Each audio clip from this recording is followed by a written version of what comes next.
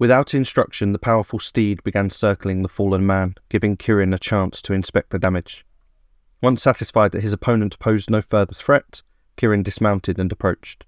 Though confident in his victory, he remained cautious and inspected the man. The slightly younger man had carried an ornate scimitar, now strewn a few yards away. He wore clothing of a style that Kirin did not recognise, though it was now dirtied and ripped. The defeated man rolled over to see Kirin approach and scrambled to a seated position. Kirin held his own blade out, low and directed, stilling the man's movements. Kirin smiled. "Are we done now? Have you had enough?"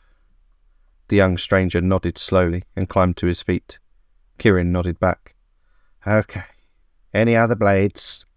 The man paused for a second, then nodded, retrieving his boot knife from its sheath and tossing it over with the scimitar.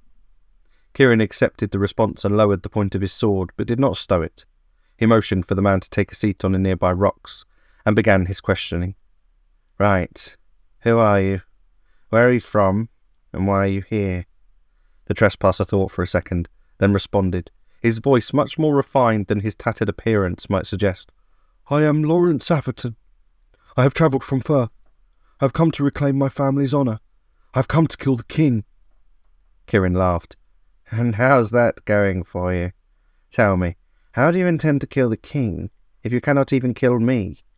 Tears immediately began to run down the would-be assassin's face. Kirin's laughing stopped as he observed the boy the man was meant to be. "You are not a killer, boy, and that is no bad thing. Tell me truthfully, why are you here?" Frustration built in the boy and his eyes welled once again. "I am going to kill the king." He stood, hands balled into fists. Kirin continued his inquiry. "And why is it you would want to do that?" The young man wiped his eyes with his sleeve.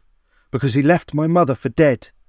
Kirin's eyes narrowed, and one eyebrow raised. He had no memory of such an event, and did not recognise the boy at all. "Who is your mother?"